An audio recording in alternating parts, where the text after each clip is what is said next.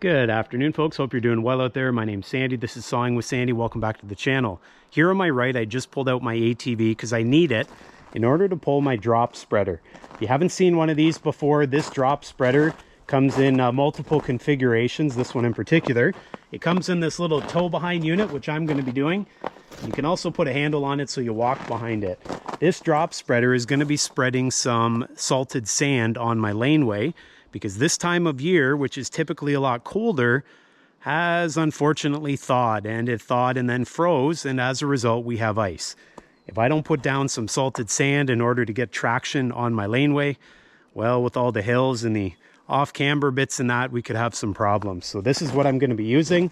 This is a solution I came up with a few years back after I got sick and tired of walking down the long laneway broadcasting sand by hand. This turned out to be the best solution. Now, just before I bought this used drop spreader, I did find this exact model brand new where I live, but it's $1,000 US, and that was way too much for something I only use periodically.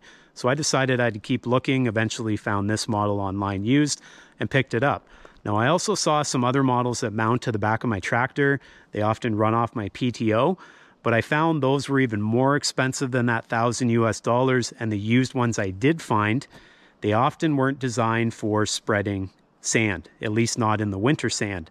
I found many that were designed for spreading dry material, dry salt, dry sand, seeds, but not many that were designed for winter sand, which tends to be a bit wetter.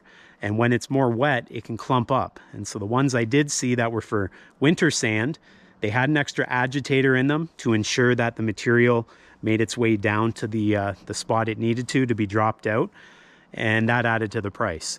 Now, in addition to simply drop spreaders, I did see some broadcast spreaders, both push, pull by an ATV, and mounted to the tractor. But once again, the price put them out of reach, and many of them were not designed for the winter sand. So how does this thing work, you ask? Well, you have a look at it. It's relatively simple. It's mounted to the back of my tractor with this little coupler that I added on with the existing pin. And then there's two wheels on both sides.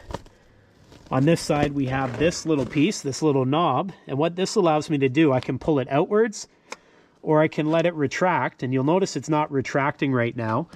And that's because it's not lined up with a little hub assembly in there. Let's see if we can make it work. There we go. Oh, a little more. Basically, there we go. Basically what happens is when that pin goes all the way in, it engages the little hub assembly, which will turn this bar. And this bar will help to keep that sand moving downwards so that it falls out that opening. Now that opening I can control with this lever, and it's a little bit worn, and so I just have this bungee cord here just to put a bit of pressure on it so it doesn't move. If you have a look here, it's got a bunch of spots it can move to, right? And all that's doing is it's opening and closing the bottom there. So that's going to control how much sand comes out at once. Now a little bit further down, you have to look real closely. There's these little pieces here. These are going to trip this rubber flap as it spins around, because this will spin in addition to this. When that flap opens a little bit of sand trickles out the bottom. And if you have a look here, you can see that rubber piece here.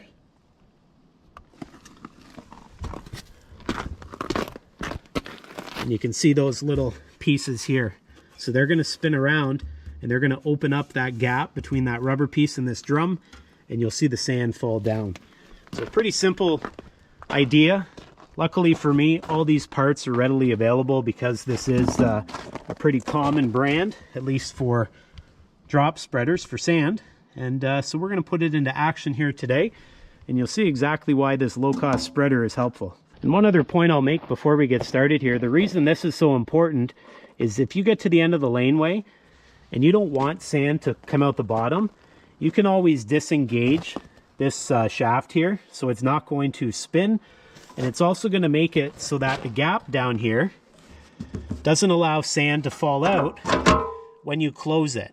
Because if it was still engaged, even if this is closed, when these pieces rotate on that drum, it's going to open up that gap because the gap will flex. So disengaging that allows me to turn around at the end of my laneway, get positioned, push it back in, and then set it, and then it'll continue dropping.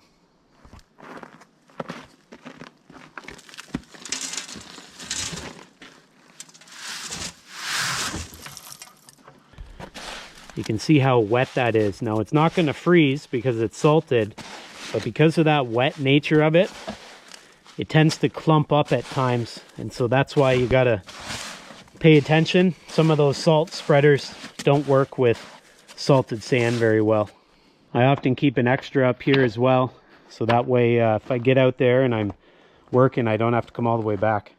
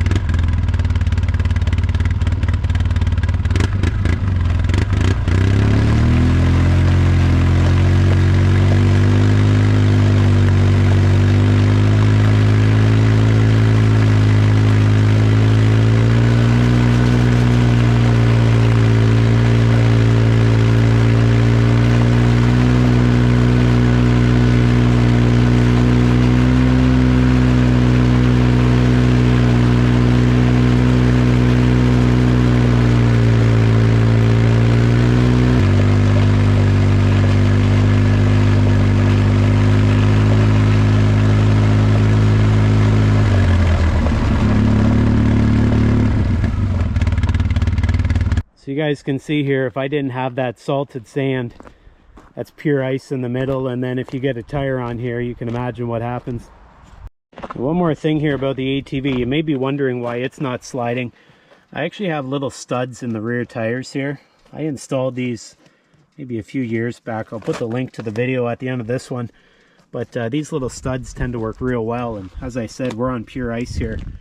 But you can see, just gives us enough traction where the tires go of a car, and just enough to get up these hills. Now it may not seem like a hill, but it's a pretty good hill here.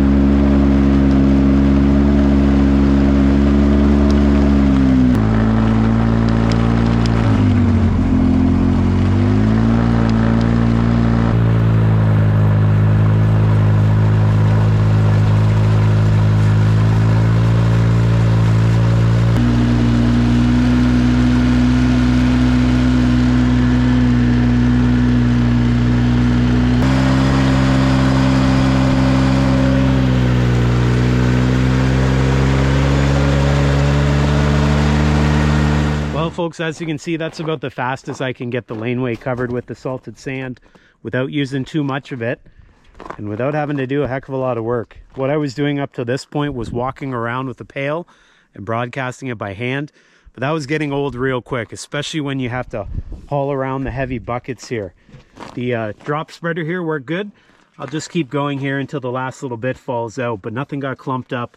That bar down the middle with the little points on it, it helps to keep everything broke up and spreading nicely. And as I said, for a few $100, this thing is the ticket, that's for sure. Well, folks, just another chore around here, but I got things done and I'm on to the next. I appreciate y'all watching. Please do me that big favor if you haven't done so already. Subscribe, make sure you like this video, and I'll see you next time.